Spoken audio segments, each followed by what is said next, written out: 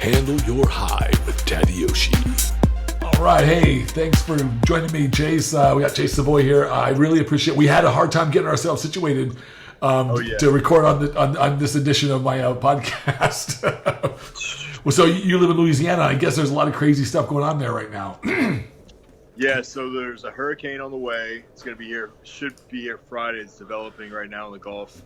So, but you were trying to get a hold of me just now, and I didn't tell you, but there was a tornado that hit this morning Oh, gosh. in New Orleans, and it's been hectic over here. The power went out, and now we just got power back on. So, is that typical for this time of year? Is that typical for this time of year? Hurricanes? Yeah, hurricanes and tornadoes and stuff. I didn't know. Yeah, usually it starts around this time. So this is like the start of the hurricane season right now. Wow. And of course, we had Katrina that hit. I was 15 years old when it hit here, and it was the worst. Yeah, I remember that. I remember that was a lot of devastation, a lot of damage. Oh yeah, I don't know. A lot of damage. Is all that recovered now? I mean, is it all built back up? Yeah, it's pretty much recovered now. But I was telling Brittany, my fiance here today, because just from the tornado and the bad storm that happened last night and into earlier this morning, the flooding is just horrible, man. Oh. I said, if there's any other Katrina that hit us, we're gonna be screwed. So, are you in the path of destruction? So where you pretty much it's gonna be underwater. Like New Orleans is gonna be underwater. I'm telling you right now. If we get another Katrina or another two of those, I don't think it's gonna recover again. Gee, maybe you should move, man. I know. We're gonna have to pretty soon. I'm telling you. You'll be either there, or you have some beachfront property. Yeah, it was just like a little. It was a good little storm here last night and this morning, but the flooding, cars were being flooded out already, on the streets. And, oh wow. Yeah, it's not bad. It's not looking good right now. Oh wow, that's intense. I've generally lived in places that had pretty stable weather patterns. Here in Chicago, this is the most extreme that I've ever lived in terms of cold. Yeah. But where did you live at before? Well, I lived in California. I was born in California, but then I grew up in Vegas. So those are kind of warm places, but they're not right. You don't get extremes except maybe a little heat, Exactly. But then I moved to Pittsburgh. I've lived all over actually. I've lived in Baltimore, I lived in Pittsburgh, and really that's just seasonal weather. There's no. I've never lived in Florida, which could get the kind of weather patterns that you guys have. Right. Yeah, it's really close to our weather, really humid. I've been you're in a sauna outside, you just get drenched. I have lived in a blizzard when I lived in Maryland. Oh, that was pretty interesting. Where we got I think this was back. I'm not a big snow person. I don't hey man, I'm not. Maybe for a week or so, but I don't think I could live in that. You know what? That's the reason why I'm moving. It's one of the big reasons why I'm moving. I'm actually moving from Chicago to eventually to Arizona to feed the. That's where my brother lives. My older brother lives there. Oh, in the Phoenix area.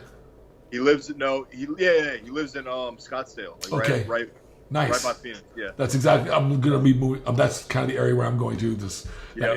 My twin brother, took a position there. Yeah. And I at Arizona State as a dean, and I wanted to live near him, but I also wanted to be in some consistently warm weather. It's right. Because Pittsburgh was, it could get cold there and stuff and snowy. Yeah. I'm like you. We like the warm weather. It's just sometimes it is really bad. Really? The humidity here. So that could probably be a little. That could probably drive you nuts a little bit trying to stay cool.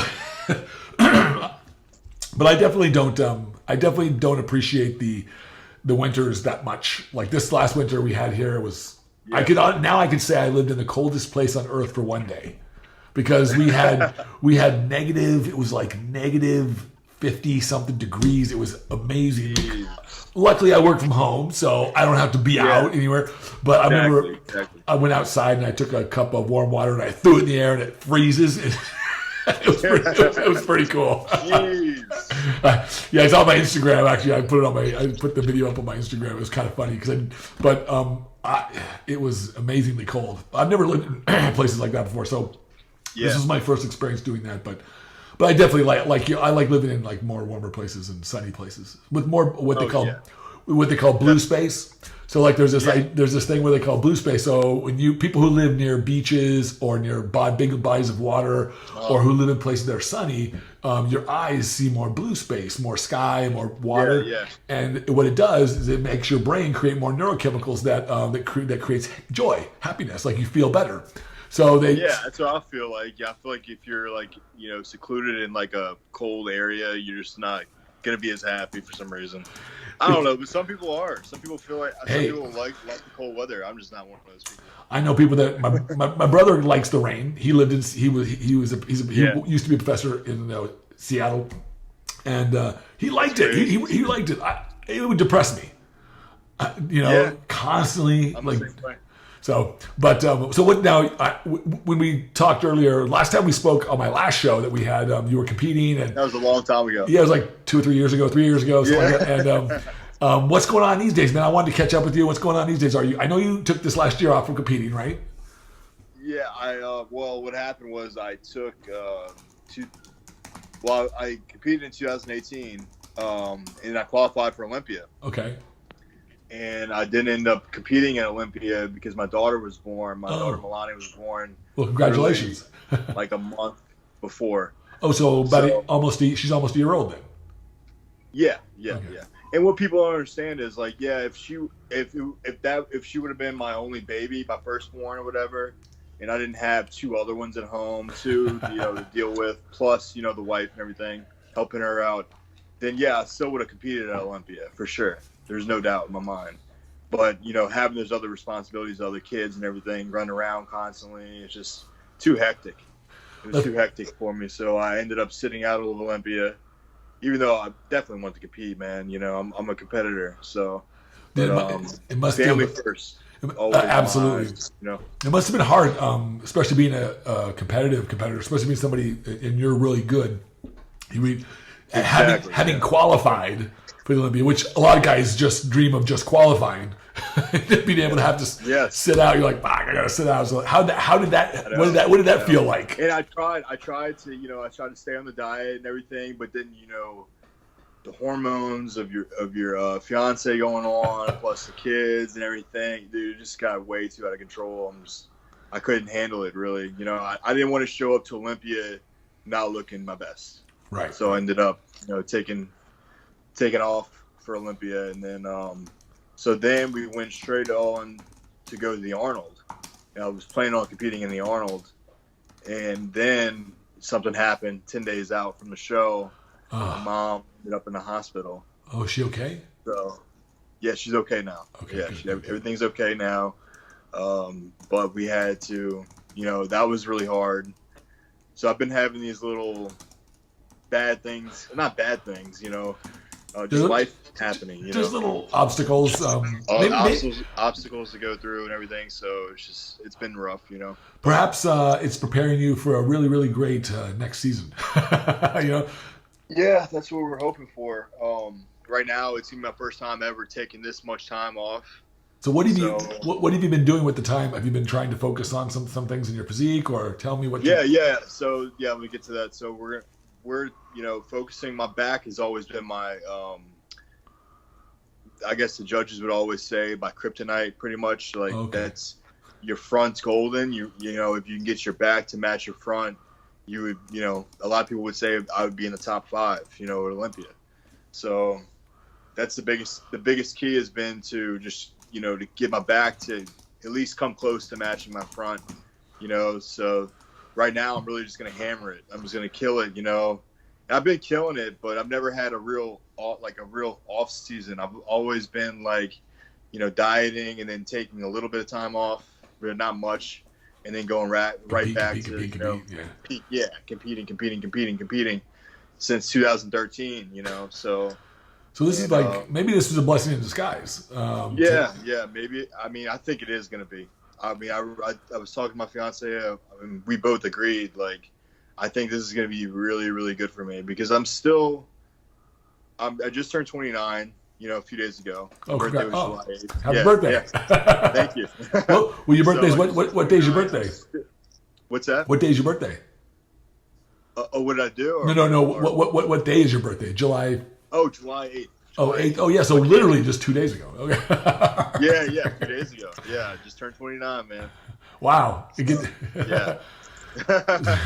So, yeah, but like, Brandon Henderson, Mr. Olympia right now, he's 33 years old. And like all those guys are have always been a little bit older than me, more muscle maturity and all that stuff. So maybe it's good, maybe I can do get some catching up done, with my time off. Absolutely. And see what happens, next season. It's very difficult to make solid progress in terms of gaining thickness and gaining that maturity when you're competing. Exactly. It's very difficult. Yeah. So the time off. But a lot of people will say, like, you're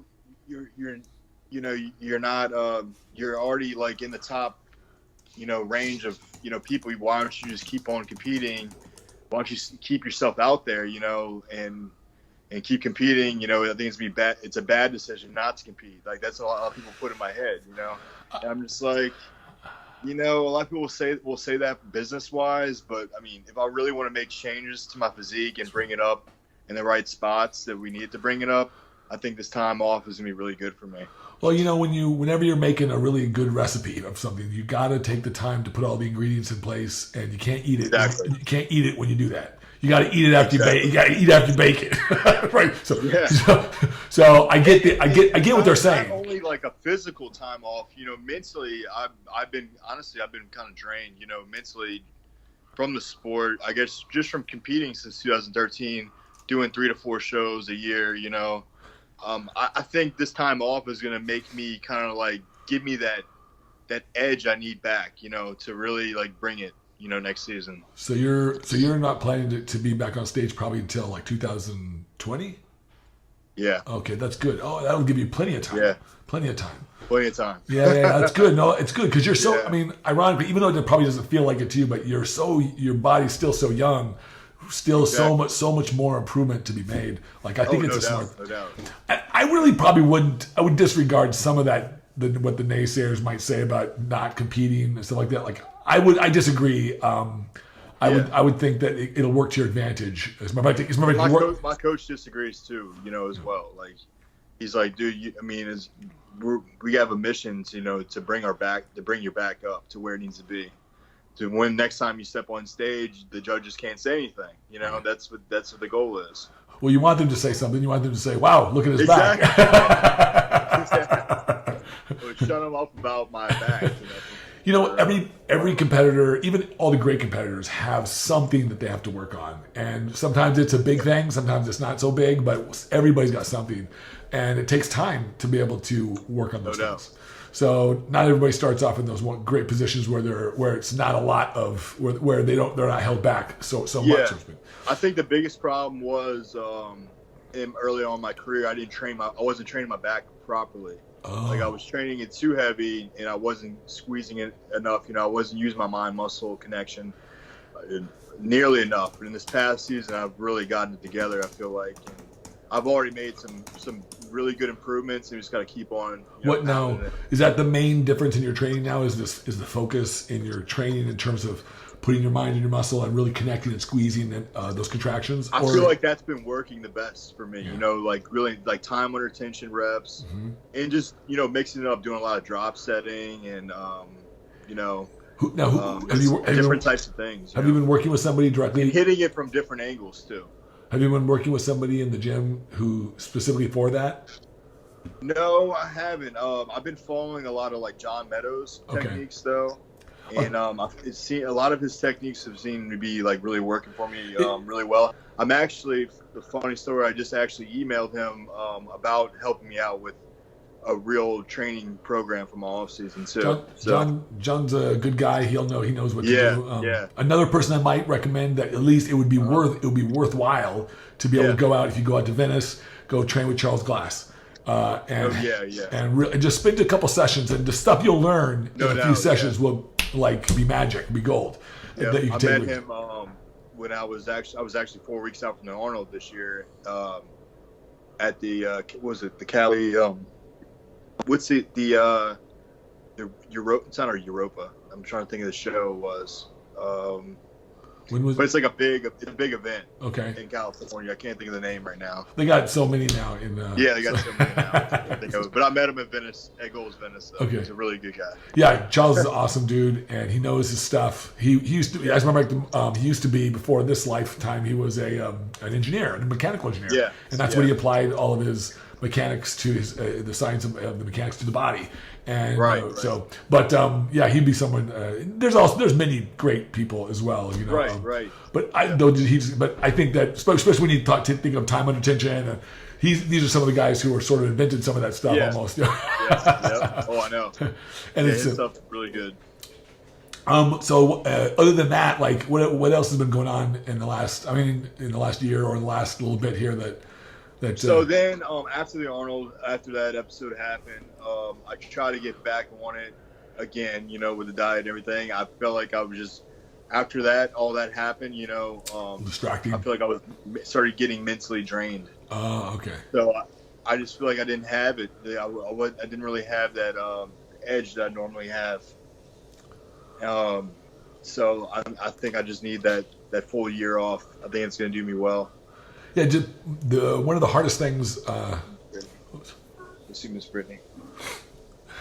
One of the I think no, that's okay. No, that's okay. One of the hardest things I think for a lot of athletes, a lot of people, is patience. Is being able to say, look, where I'm at right now is okay. Even though even though your vision is set ahead of you, you still you still have to be able to be present right here.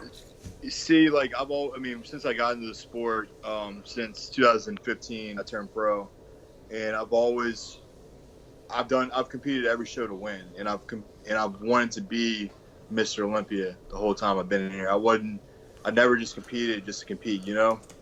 I've always wanted to win every single show. Like the first show that I did was New York Pro in 2015, and I went into my pro debut expecting to win that show. And I ended up getting second to George Brown. I remember. I was there. Yeah. But I always had the attitude, you know, always wanted to win. So I think taking this time off, taking the proper time I need to build on something that's been a weakness of mine, I think that's going to, if I can bring that up, I think it's going to do me really well. You know? Absolutely. I think it will. So, I can't talk to you right now, buddy. Can you talk to Miss Brittany? Hold on 1 second, man. That's okay. Go talk to Miss Brittany, please. Aw, one of the kids. Yeah, I don't know what happened. That's okay. Hey man, I got a daughter. She's 10 now, but I remember those days. Yeah, it's one of my son's friends over here. Oh. Yeah, I don't know what happened, but mom's gonna have to take care of it. Well, I think, like I said, I think your plan is good. And I think it's good to probably when you talked about being mentally drained, especially after the Arnold, and I totally get that given the nature of all that stuff.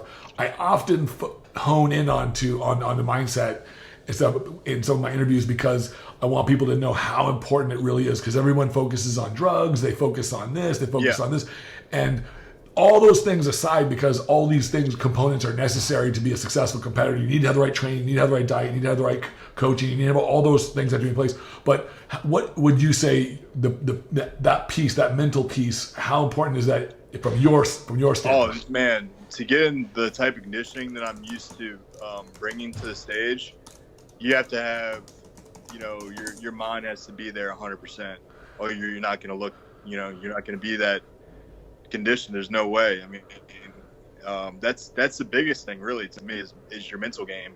Your mental game has to be on point, you know, for everything, you know. So because I mean, to diet and to get in that shape, just mind over matter pretty much, you know. Absolutely. I mean, of course it's physical in the gym, of course, but you know what I mean. There's a like you said, these things come up in your life, and if your mind is not focused, you can be pulled away. For instance, like with my newborn daughter, you know, I had little distractions, you know, even during the Arnold with, you know, my newborn. I think she was only like 4 months old probably at the time, sleeping with us every night, crying in bed every night, while daddy's, you know, having hunger pains like no other. Right. You know, not an ideal it was situation. just a stressful. And And I did get in shape really early for that show too. So on top of that, I was in shape very early, and I mean, my coach kept on feeding me into the show, but my metabolism was just, so revved up. It was just going through everything. Right. So, but it was a really stressful event. Taking the kids to school in the morning before I have to go do fasted cardio in the morning. It was just, I got to figure out, when I do come back next season, I gotta, be better at figuring out how to balance things better in my life. I've All that, I had this conversation with somebody else. I can't remember who it was, about balance, and we talked about balance. And a lot of people focus in on that sometimes, especially a lot of the high-end athletes, because it is important to have a certain degree of balance in your life. But I'm of the mindset that I really believe that to be the best at something, the truly the best, like Mr. Olympia best, it's going to require a bit of imbalance, because you have to focus so much on some of this. So at least for a certain period of time, you have to be. Oh, no doubt. That's hard to cope with. That's kind of what you're experiencing. It is. And it is, and I see like myself how I get when I'm dieting, and sometimes I don't like myself, the way I'll flip out on my kids every now and then, just things like that. It's just.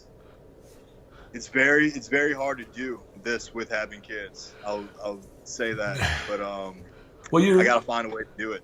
I think I remember talking to when I interviewed Jay Cutler a couple months ago, and we were talking about this whole issue of balance and stuff, and he said, well, when I was training for Mr. Olympia and when he was Mr. Olympia in his prime, he said I was probably not the nicest guy to be around. He said because no, man, I'm the same exact way too.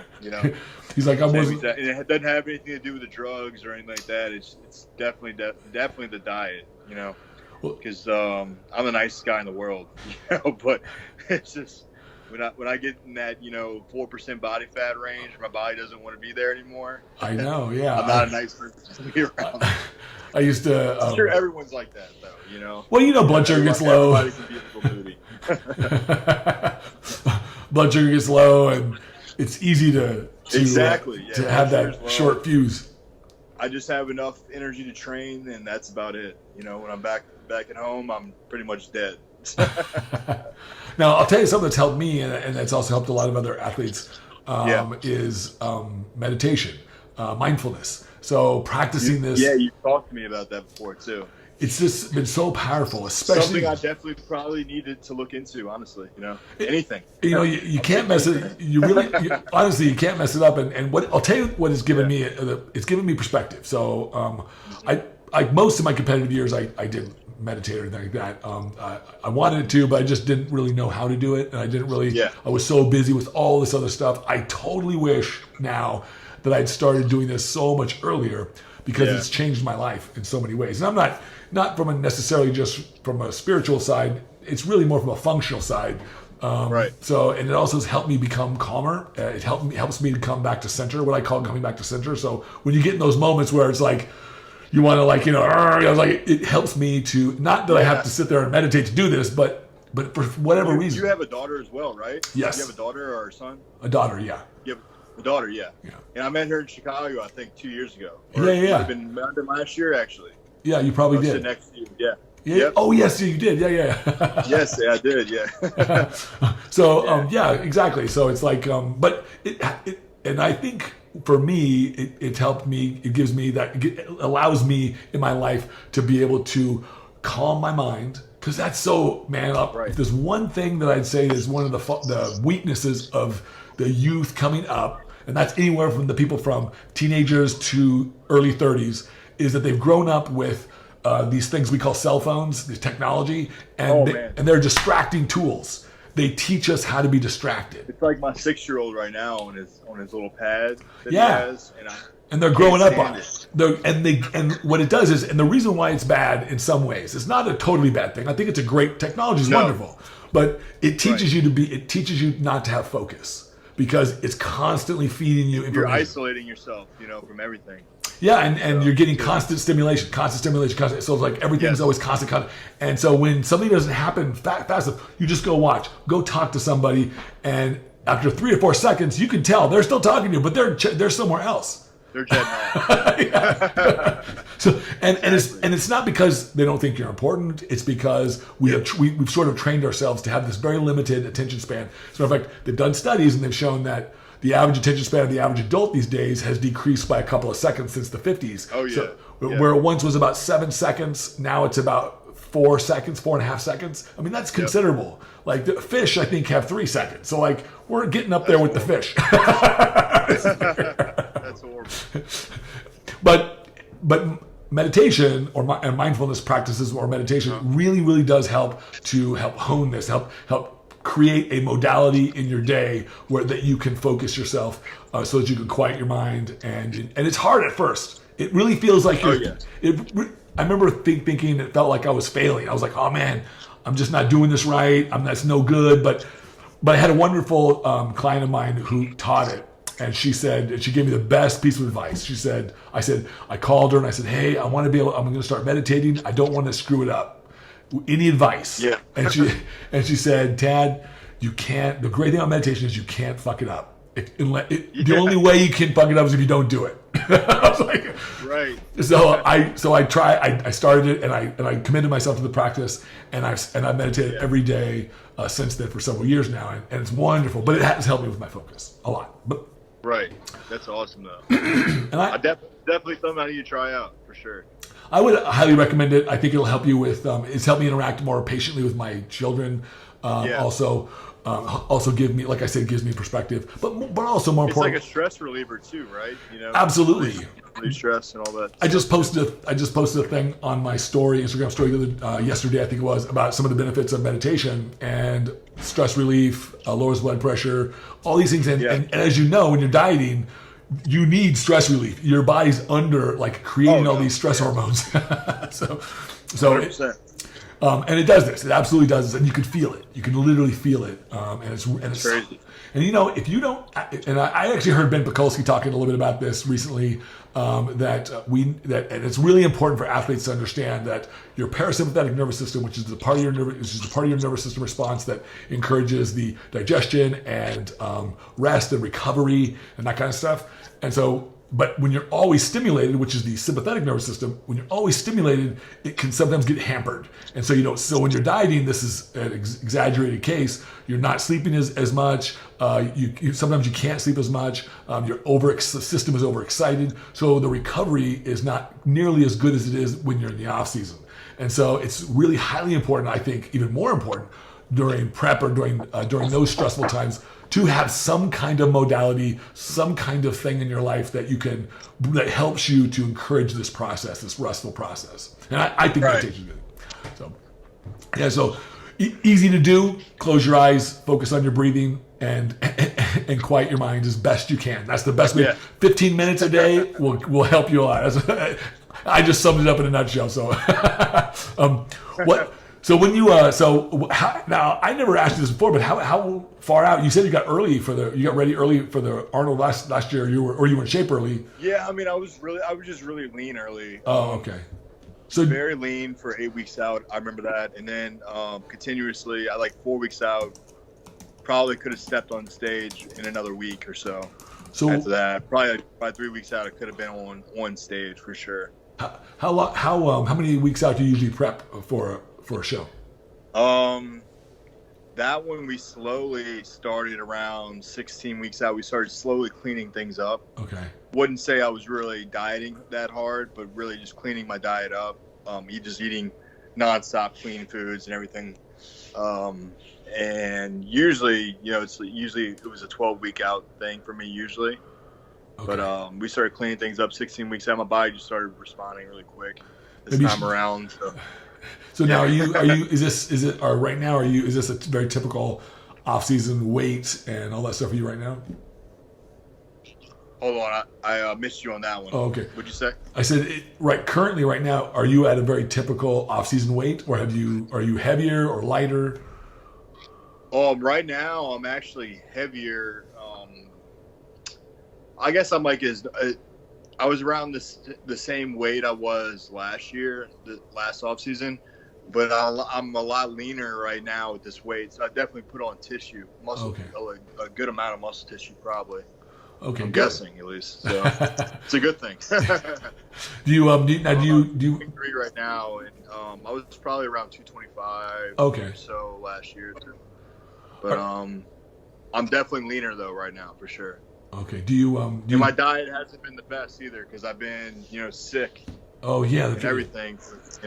You guys got some. You and your wife, your whole family got some kind of virus. You said, right? Everything. We all got the flu. Wow. The flu, so. You got the flu, and now you got hurricanes, and now you got hurricanes. Got everything happening right now. Well, the good news is you're getting it all out of the way now, right? Exactly. Hopefully smooth sailing after this, right? Yes. So the game plan is though for this off season, my coach. Do you know AJ Sims by any chance? I know of him. Yeah. I know. Yeah. So I've been working with AJ now. This is going on my second year with him. Okay, cool. And he likes to keep everybody really lean in the off season. Leaner than. It's wise. He doesn't like you to get all fluffy and fat and everything. So you have to pull off all the the bad weight when we start cutting. So he likes to gain lean tissue pretty much. So. Is it? He'll hold you accountable. He'll call you a fatty, Call you a pig. Is eating something that you like? Are you a foodie, like kind of a person? Do you like to eat? I do like to eat. But luckily I have a decent metabolism to where I'm not, I don't get too out of control looking. But I definitely he likes to keep the cardio in too, so I got to get back in the cardio right now. What's the heaviest you've been? I'm just curious in the off season. I was actually, before we started cleaning up my diet again, I was 230. I got up to 235. Okay, so that's pretty heavy for you, huh? That was pretty heavy for me, yeah. Because I think at the Arnold, when I was cut down, I was about 10 days out. I was about 201. Okay. And I was peeled to the bone. How tall are you again? You're 5'9.5". That's right. Okay. 5'9.5". Yeah. So that's good. That's a fair amount of muscle on your frame. That's good. Definitely. But you could probably, if I wanted to jump to classic one day, you could easily do that. I think. You could, yeah. Yeah, 207 would be my weight limit. So you could easily do that. You'd look good. Yeah. If another 7 more pounds. Now, is that something you would want to do? Yeah, I'm still in talks with him about it. He knows I'm such a threat in men's physique still. Like, he doesn't want to mess with anything yet, So we'll see how I do next. We're gonna come back in men's physique next year and see how I do. And if I'm not doing the way I want to anymore, then we'll probably bump it up. What is inside your heart tell you? Like, is that a desire you have, or because I feel like I can be so close to possibly winning men's physique Olympia. I think it would be a harder task for me, definitely, to be that close in classic. You never know. In my mind, Yeah. So I don't know though. But what is forget about placings, forget about that. What sounds the most fun to you? Classic definitely sounds the most fun, of course, because I get the pose. Everybody wants to pose. Right. I've always been one to show my legs off on stage too. So you got good legs. Yeah. So everybody always pushes me on Instagram, like, when are you gonna do classic? So, well, you got a great look. You have a great look, and that's I think that you'd make a nice fit there. But the advice that I always give people is go where your heart is, because where your excitement is, you can create there. You can create in that space. Yeah. But a lot of competitors want to go where they can win, and that doesn't always create the same energy in your life and in your story. If that makes sense. It doesn't. You're right. You're definitely 100% right about that. So what we're gonna do this off season, we're gonna try to put on the size I would need to go ahead and do classic, and see how it'll look. We're gonna see how it'll look, because when I go there, I definitely want to be a contender. Sure. In the next division I go to. I'm not gonna go to the next division and not even be looked at. Pretty much. So we'll see how it'll look, man. I think I could. I definitely think I could, make the push for sure. It's just whenever me and my coach got to come to an agreement on this. Well, that's okay. Like, I think that, you definitely have to have, the minds have to sort of be in this, push in the same direction. Exactly. But what? I think I want to give Mince Physique one more go at least. Okay, you should. Happens, you know? I mean, you're pretty much there, especially if it's just your back. You have, and I think it is. I think that's been the biggest thing. You know, I've talked to Tyler Mannion, head judge, Steve. You know, all of them. They all say the same thing. So, and if they're saying just my back to bring up, that's the biggest thing, then we'll give them that. You know, I got to finally give them what they want to see. You know. So I think if we come back and maybe do New York Pro, my starting show next year or something like that. Oh, so sit in front of the big dogs and show them a whole new package. You know. So New York Pro's is that what you have in your mind as the first show back next year?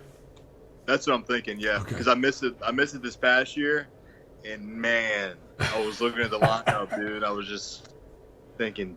The 1 year I missed it, I guarantee you I would have been at least the top 2. Right. So that's okay. That's okay. Yeah.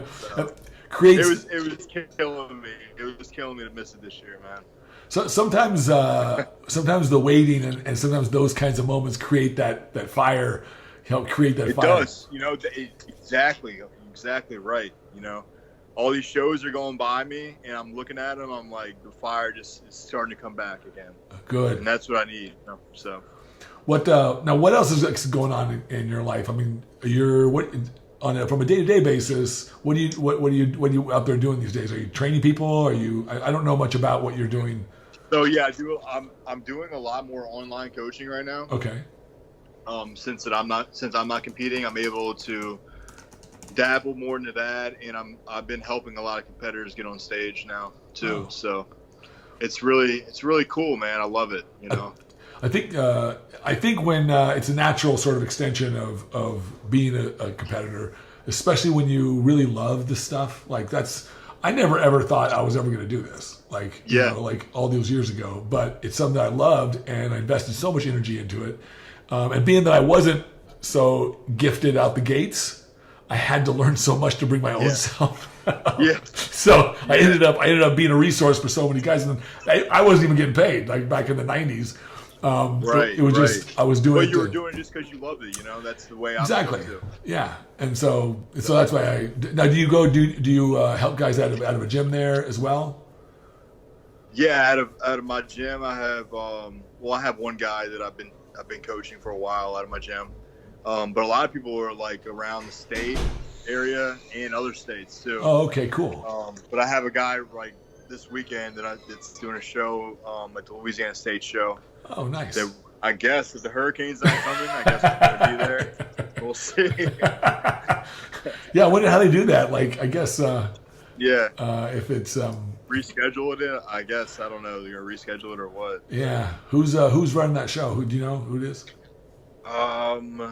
His name is it's bad. You got me off the. That's okay. I don't. It's on the top of my head too. I can't think of his name right now. I've never actually been to Louisiana. No, you haven't? No, never been out there. I've been asked to go, but I haven't been out there. And I kind of like, well, and I'm not a big foodie, so ironic because I'm Tad the Diet Coach, but I'm not a big foodie. Yeah. But I've heard so much good stuff about the food out there. Oh man. Like there's like a lot of fried stuff, a lot of seafood, and I love seafood. So and I like spicy food. You would love it. So what is there some favorite? Stay away. What's some of your favorite stuff? For 1 weekend, that's it. 2 days of all you can eat and get out. So what about like Mardi Gras? Is that that's supposed to be like wild, right? Hold on 1 second, Ted. Sure. Whoa. Sorry. That's okay. No worries. What about like Mardi Gras? Like they say that's kind of wild. Like, is that a good time to go? Oh, Mardi Gras? Yeah. Oh yeah, it's crazy there. So is it a good time to go and like experience a little bit of New Orleans? It is But you got to go in the right spots because right now, like New Orleans can be really dangerous, man. Oh, that's what somebody was telling me. Yeah. What like Don't the go crime? out past a certain time in certain areas. Really? Because it can be rough. Yeah. Wow. Shooting, all that stuff. Yeah. So it's how like a Chicago, Yeah. It can be like that, sort of. So I live in the North Shore of Chicago, so it's kind of like very mild. There's there's almost no crime out here. It's more wealthy, but right. I'm 25, 30 minutes to O'Hare, and then 35, 40 minutes into the city. But there's some bad places in the city. Yes, there absolutely is. But I haven't really been around those areas. But I've heard. But like, see, we live in Metairie. It's about 20 minutes away from the city, the actual city, New Orleans. So we're not around all that stuff. Oh, okay. Because I was going to ask you, is it tough to like? I wouldn't want to raise my child like children. No. Like the area we're in is really, really nice area. Oh, okay. So it's okay, good. Yeah. I'm like, wow, man, that'd be really rough. That'd be tough. Yeah. It's Okay. just like Urban Street, and all those places that all the tourists go. That's where the bad areas are. So what happens? Like, somebody was telling me, like, was it like muggings, like that kind of thing? Muggings, shootings, muggings, everything. Just gang-related stuff. So is it because it's so impoverished? Some of those areas are impoverished? Yeah. Okay, so there's just... Yeah.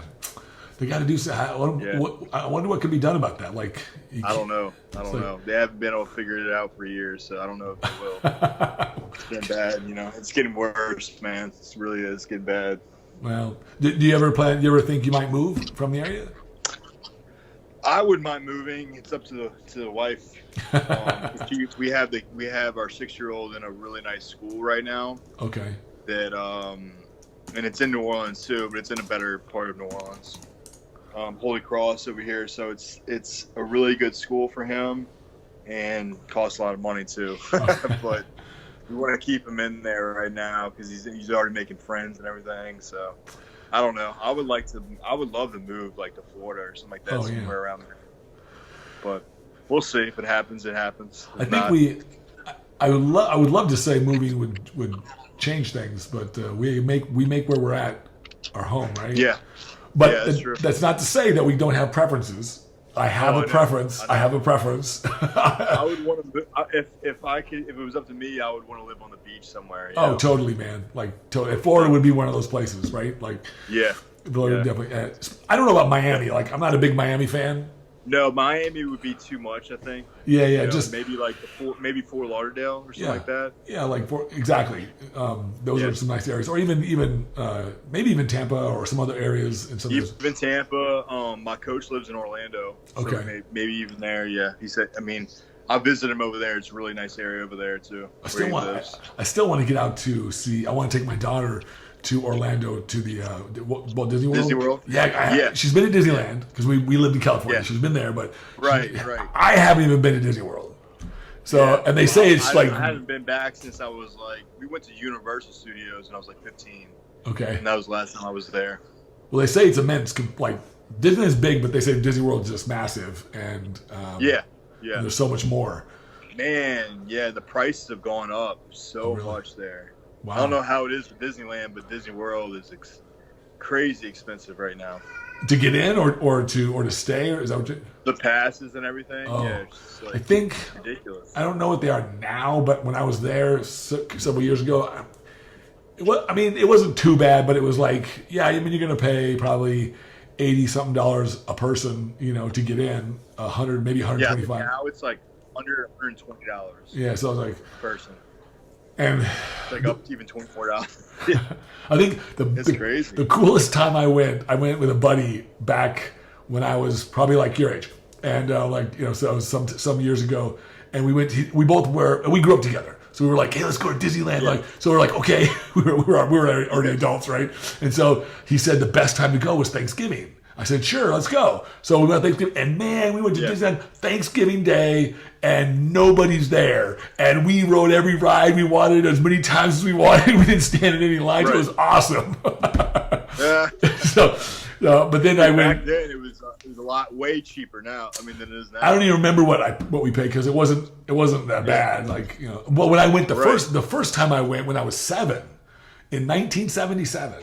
we had to get tickets. Wow. We had A, B, C, D, E tickets. You had to buy these damn tickets, and you had to dole them out. It was way more expensive to do it that way. I think probably depending on how many rides you want to ride. But now they don't do that. Now you just get in and you ride whatever. But you used to have to give them tickets. That's a good convenience of it now, Yeah. But I'm still a kid at heart, man. I love doing the rides, and I'm the same way. As you. I'll eat the Whenever food. I do bring them there, I'm gonna be riding all the rides with them. Trust me. Yeah, hey man, I don't know why it just totally brings me back when I was a kid. You need to go to Universal. You need to go to Universal if you like that. Does it? For the adult rides and all that. So is that connected to Disney World? It's connected to Disney World, yeah. Okay, so is it different tickets, different passes? Yeah, I think it's different tickets. So okay, I'm pretty sure it's different passes and all that. I went there when I was about 15. We went around Thanksgiving time too. But Thanksgiving, Christmas, they had all the Christmas lights and everything up. The snow was everywhere. The fake snow was everywhere. One of the cool things they do at Disneyland, I don't know if they do it at Universal and at Disney World. I'm sure they probably do, but at midnight, every night they do a fireworks display. It's like a 20-minute fireworks display. Yeah. It's fucking awesome. I'm like, oh my god, I always stay for that. I'm like, I want to see this. I usually try to close it down when I can, man. It's just I feel like I want to get my money's worth. Right. Yeah, exactly. You got to, man. You got to stay all the way through. I know.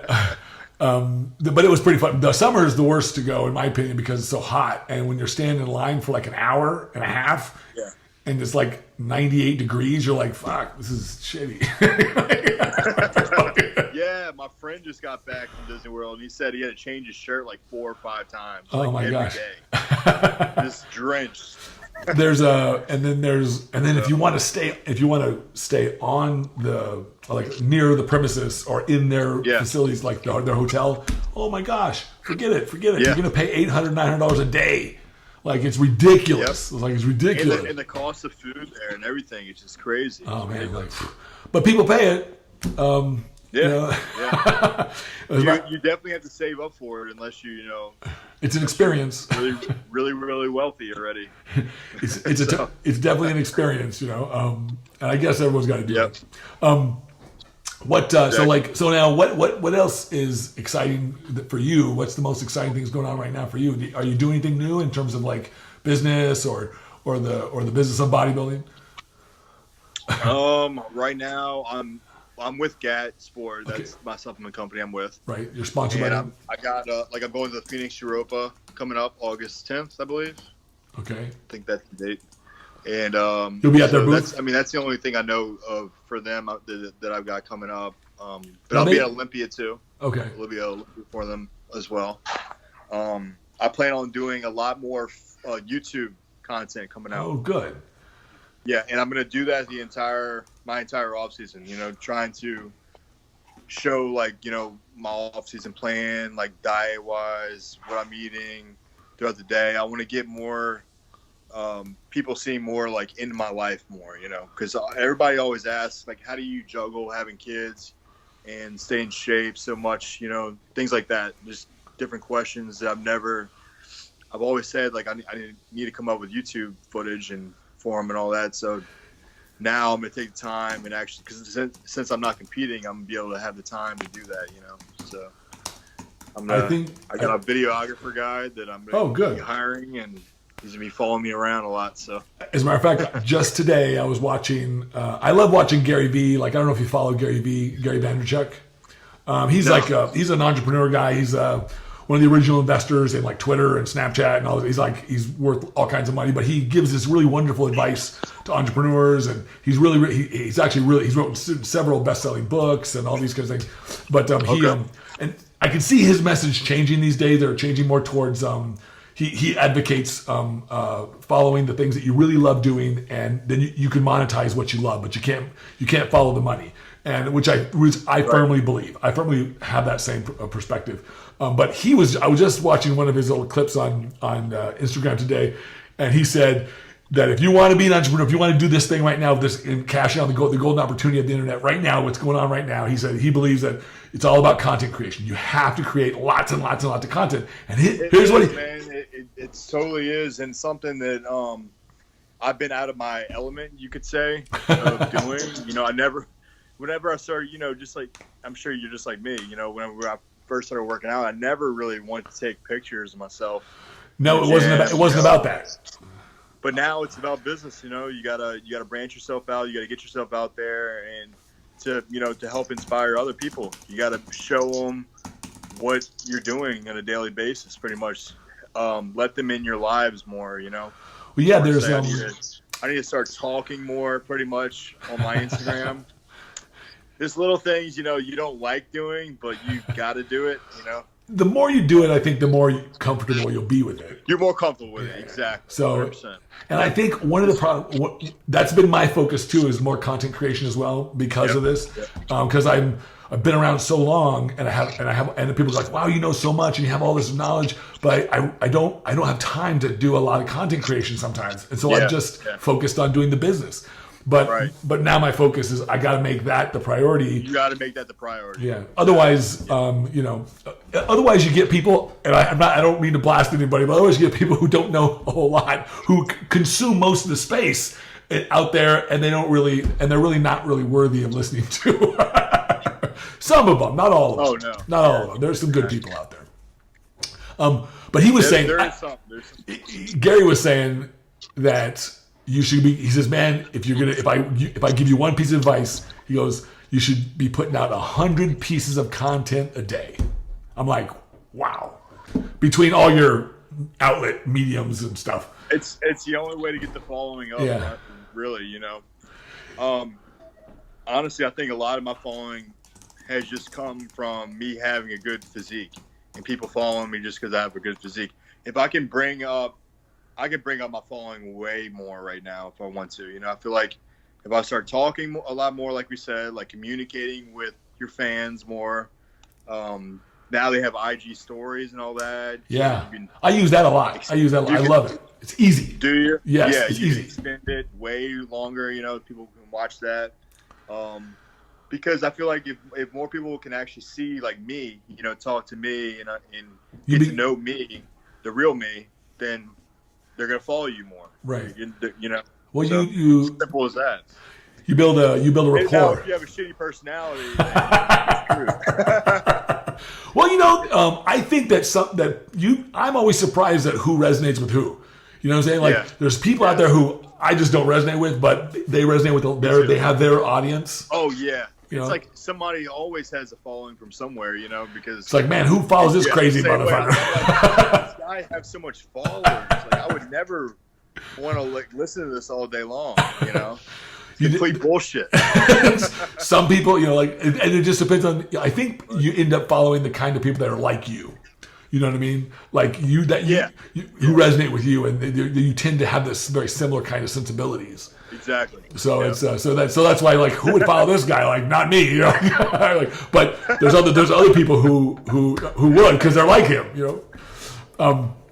But I do really like when I look around. I follow several people on social media, and I do like people who share that personal side, because I do a lot of that. Like if you follow my people posts, love that, man. Yeah, it's just it's more personal. It's like I want people. Here's the most common comment that I get when they meet me, and when somebody meets me at like the Olympia or at a show or something, they say, because they see the realness in you. That's why. I mean, when you open up to them and they see, like, you know, all that, it shows you're a real person. Right. Pretty much. People love the real. Well, they always say, "Wow, you're just like you are on your social media." I'm like, well, like I don't put on I don't put on a front for it. It's too hard. Yeah. That's way too hard for me to be an actor all day long. Now, I feel like some guys do have it put on, and then you meet them in person, and you're let down a little bit. It's too bad. But I can't. I'm the same way, man. It's too hard for me. It's too hard for me to do that. I remember talking to I forget who it was I was talking to years ago. We were talking about lying, because I just can't do the whole lying thing. Like, I just don't do well with lying, and I don't. Same way. And even if it's small lies, and here's the reason why. Ever since I was a child, it was like it's too hard to remember all the damn lies. Even if I'm trying to tell a small lie, Right. my fiance, she knows in 2 seconds. Right. I'm caught. And I think lie to save my life. I think it's just it's easier to remember the truth. It's a good thing, man. Yeah, it's a good quality that we have. Yeah, I think so. But it is some people. There's some pretty good liars out there. Yes. So definitely. I was reading a book recently called what was it? Robert Greene, and it's called The Laws of Human Nature. He's like an expert on this stuff, and it's wonderful. And he talks about different personality types and how you can. And he sort of people hire him from all over the world. These diplomats and very wealthy people to help them with interpersonal relationships and help them and because he's written all these books about conflict resolution and stuff like that. Well, he talks about this idea, and he said the words that people say aren't really what you want to listen to. He said you listen to what their actions and their character, what he calls character, which is really goes above and beyond like how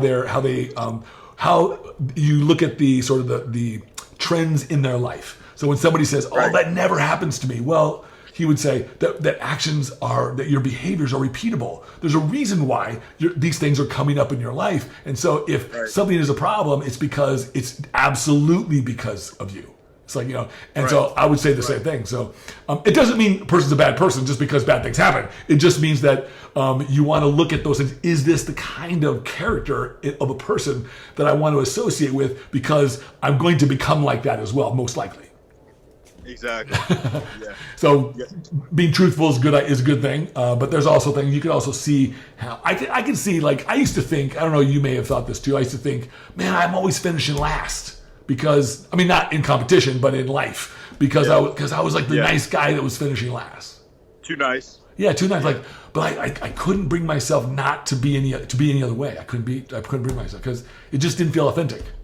Right. So I feel the same way. Is it? I feel the same way. But I went through a phase of, dating different women, things like that before I met my fiance now. But when I settled down with her, when I knew she was the right one and everything, none of that stuff. I could never lie to her. I could never cheat on her or anything like that.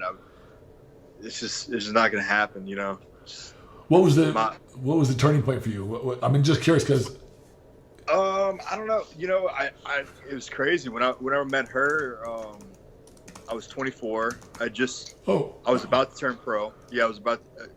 She actually came with me to Miami and saw me win at nationals in Miami. Okay. And we had probably just gotten together, maybe like 2 months before that show. So, so I just met her, and literally, it was crazy. I was in the time of my life before I met her where I was just like, I guess I was kind of a hoe. I want to say that.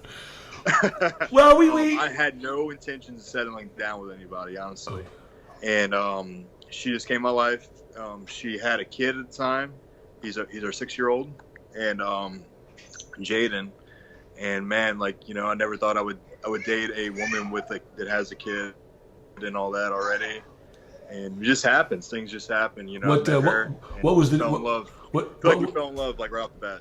What changed? What was the changing? What made it different? Because I guess I just met the right one. I guess I wasn't even really dating other girls. I was just, sleeping with other girls and doing my own thing, being a little Tiger Woods. I guess you could say. It was a fun point in my life, but also bad point in my life. I feel like I was doing the wrong thing to women at the time. Just I feel like I hurt a lot of girls and things like that at the time. But because they thought I was getting serious with them, and I really, in my mind, I'm like, being a playboy, I didn't really care at the time. Yeah, and I wasn't expecting to stay with her or anything like that, but it just happened. You just meet the right person, you connect with them. I truly believe that people resonate with each other, and when you find that person who has the same kind of energy that you do, who understands you. That's what people say. They say, oh, yeah, he or she understands me, or they get me, or I just feel good when I'm with them. Like those. It's true. It's true. I mean, you were married, right? You were Twice. married Twice. Before? Twice. Yeah. Do you now have a girlfriend or anything? Or I do. Yeah, I do. Single right now? I do. Okay. Sort of about to be single. God. Well, she knows that when I move, she has to stay here because her job. She's a doctor. She stays here. Yeah. I just have no. Yes. I have no She's intention. A doctor? Yeah, she's a doctor. Yeah, she's a doctor. She runs a clinic out here. Nice. We live together. I love her very much, but it's just I have a different preference in my life for where I live, and I'm not at that. I'm 49, man. I just turned 49. You're at that stage. I'm not. I don't need to. I've done the get married, have kids. I've done all that. I'm right now really good with me. Like really good with me. Right? Yeah. Exactly. But I don't have any intention of really. I don't really need to be with somebody anymore. Like I was the same way. I was the same way. I didn't feel like I needed to be with anybody. I was just doing my own thing, having fun with my friends. But talk to me in a year, man. Talk to me in a year. You never know. Showed up my life, and it was just like, downhill from there, I guess. But really uphill, not downhill. Well, you could think of it downhill. It's a downhill coast. It's not uphill. Sounds like it's a struggle, right? So we're going on 5 years now together. That's a long time, man. 5 years in October. That's a long time.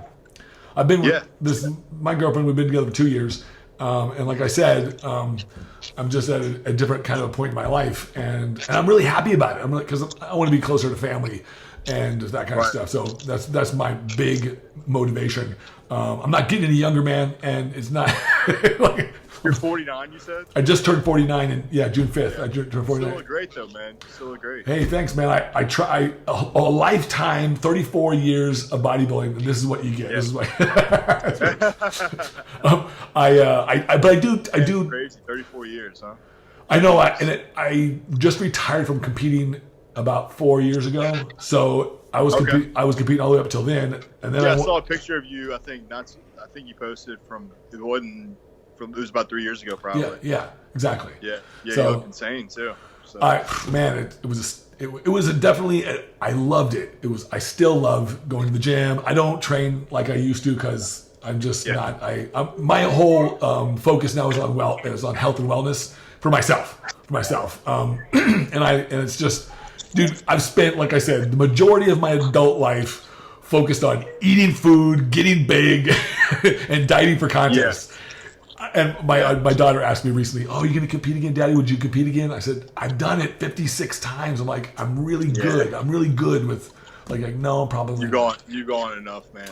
Besides, I also promised Jim that he asked me if I was, when I started judging pro shows. He said, "Yeah, you're retired, right?" I said, "Yeah, I'm retired." So I've committed myself to being retired. Yeah, that's one thing I'm actually thinking about doing. Like, one day judging. That'd be fun, I think, to me. You should. It's one of the nicest rewards for myself is that I get, because it doesn't pay anything. but it's a really wonderful way to contribute back to the industry that I love so much. So especially as a pro judge, I get to put my fingerprint on who's coming up, and that's because I grew up in the industry, and it's really wonderful for me to be able to do that, to be able to have my input. Maybe you'll judge me next year. That sounds so bad, doesn't it? Like, maybe you'll judge me. You can see my back and let me know what you think. So. Well, from the front, I know from the front you're phenomenal. When you're in shape, you are phenomenal, and you have a great structure, and you have a wonderful physique. And so if you can get the back to match the front, then golden ticket. Like, you gotta. That's what we're thinking. So. Yeah, there's top 5. I want to come back. Come back strong with a statement, and my goal is to be top 5 at Olympia next year. Okay. So. I think that's entirely feasible. Very, very, very. I would say set your sights in your mind as high as you possibly can. High as you possibly can, because it's okay to not achieve what you want. I think a lot of people won't set their goals high enough because they're afraid of failing. They're afraid of not achieving it. But if you can achieve 90% of what you set out to, then that's usually better. And if your goal is high enough, it's going to be better than most everybody else. 100%. I think if you give me all this time to really make improvements, then and put my mind to something like this, I think it's going to happen. Yes. I mean, in my head at least. Amen. That's where it has to happen there first before it happens. Before it happens here. Exactly. Yeah, I'm just talking to somebody else about this. That like creation in life, when you're talking about creating your goals, creating your life, creating the story of your life, it all starts up here first. It has to. It has to start here, and it's a real thing. You hear like Kai Green talking about thoughts become things and things like that. This is exactly the philosophy that he's talking about. That you have to create it here first. Do you have anything like any kind of like special like goal setting rituals or anything that you follow in your career? Goal setting rituals? Yeah, like a lot of people who are successful in whether athletics or anything else in life, they'll have certain rituals like yearly, or they'll do certain things like visualization or goal setting or something that keeps them focused towards the things that they want. Do you have things? No, but I don't honestly, but I should definitely have something like that in mind. I've always just had it planned in my head, like what I want to do in my head, but I really need to sit down, put it on paper, maybe put it on a calendar or put something on my refrigerator to remind me every day, like what I need to be hitting at this time and all that stuff. Well, there's one thing that I know. There's one thing that I know that creates success, and that's focus. As a matter of fact, when I first got out of graduate school, I was working in industry. I worked in technology, and I used to work with CEOs and CTOs with companies. I remember talking to one. I really admired him. He was a CEO of a company that I worked for, and I worked under him. And he actually invented Linux Red Hat. Him and his team. I don't know if you know much about like technology or operating systems, stuff like that. But I remember asking him what. Whoops, you there? Whoops, there you go. Yeah. I remember asking him. We had this conversation. He and I had this guy. His name was Kaz Hashimoto, and I remember we had this conversation. And focus is what drives everything. I said, well, what's the most important thing in business? He said, focus. He goes, if you have laser beam focus. He said, companies fail because they get distracted. They try to become everything for everyone. Right. And I would say. Consistently focused too. And I would say the same thing is true in our industry when it comes to athletes and being successful, and whether it be being successful on stage or with your clients or in business.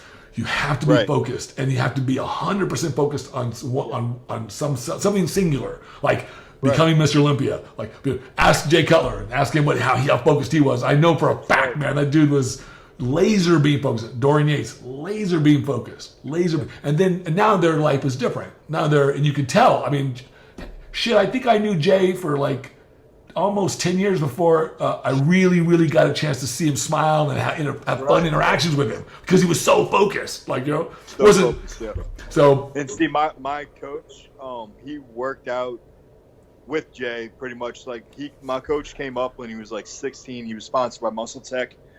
Really young, really early, and in those years he was training with Jay all the time, and he learned a lot from Jay, and he knows how focused Jay was, and he brings that focus intensity on AJ does to his athletes now, so it's really cool to see.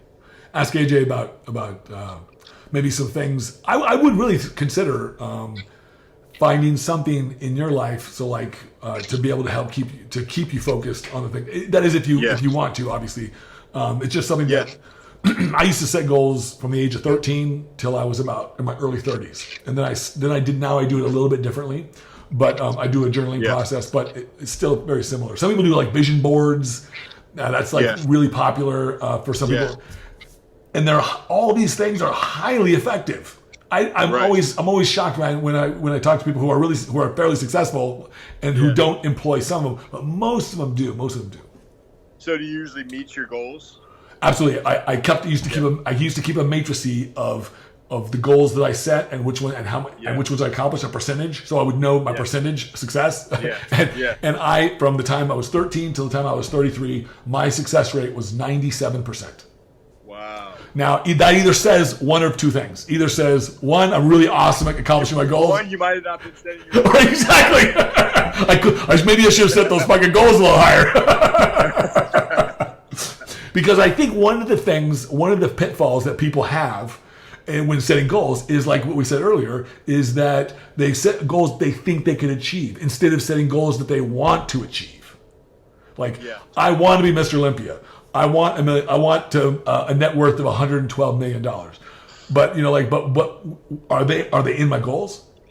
Have I written those down? Have I committed myself to a process that's going to help me get there? It doesn't matter it doesn't matter when I get there. It doesn't matter how I get there. What matters is what process am I committed to? What am I committed to as a destination?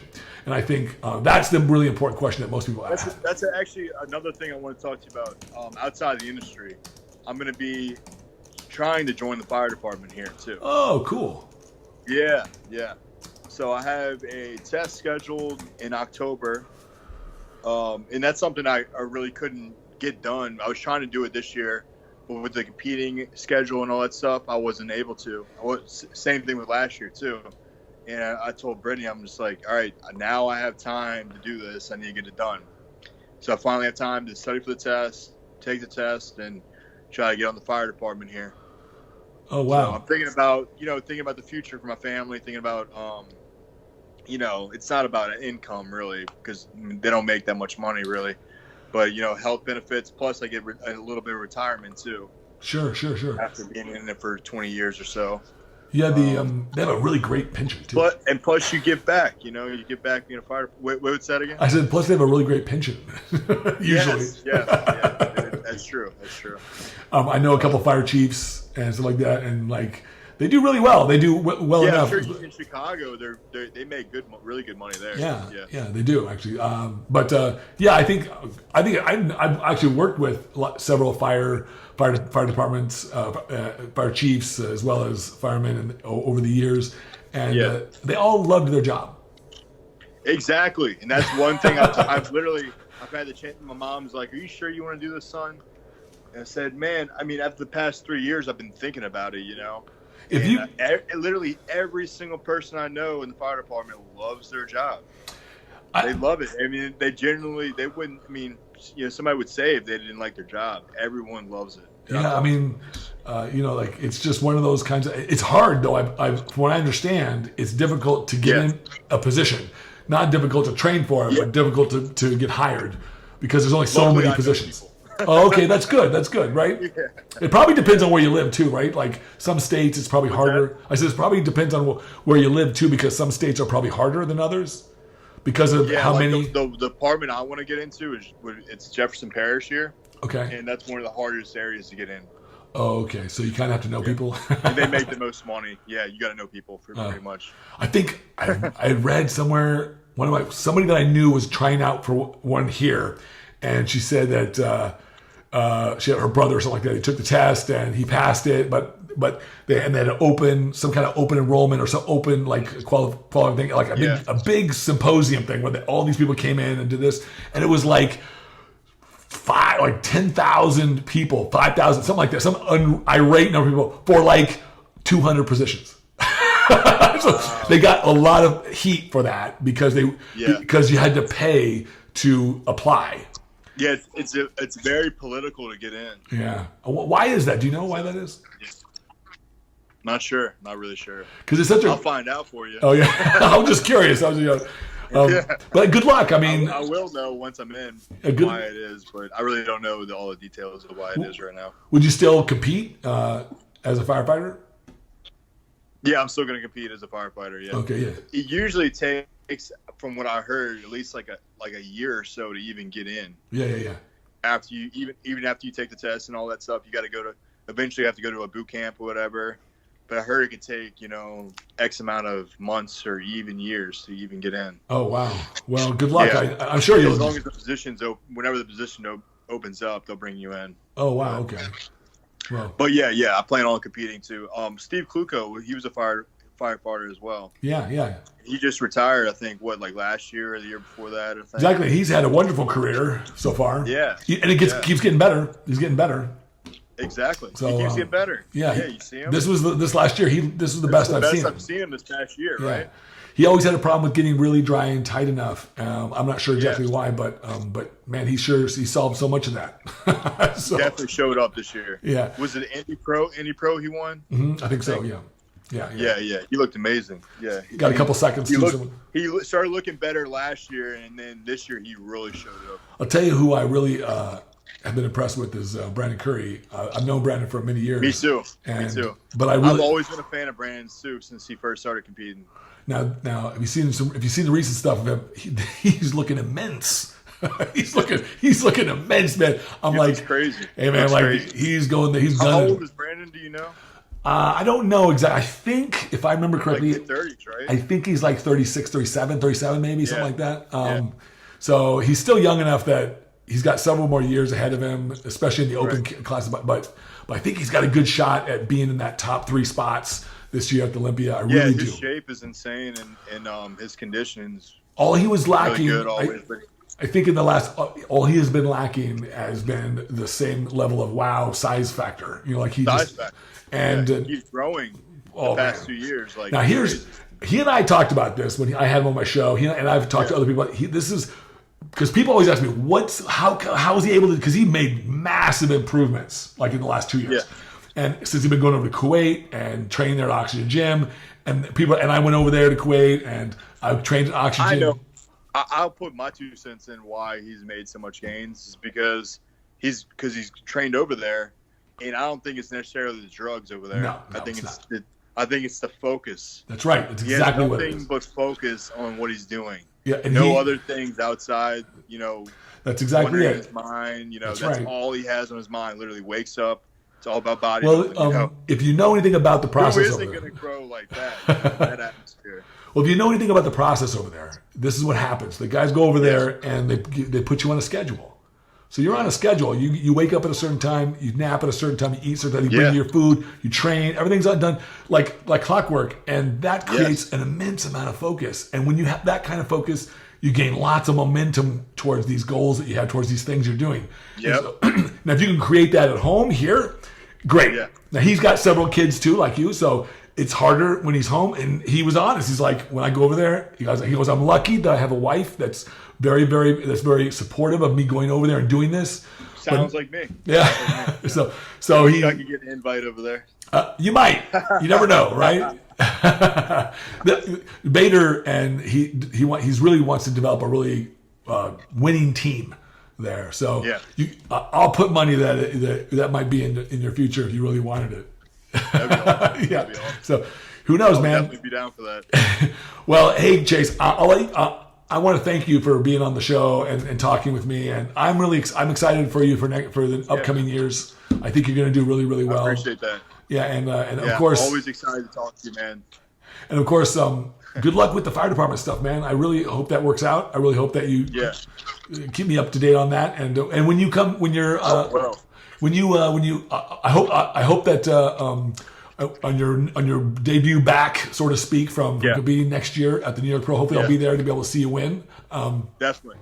Yeah. So good luck with that. Yeah, I'll send you updates and all that too. And updates and everything. And train that, man. Make sure you train that back, man. Keep moving it up.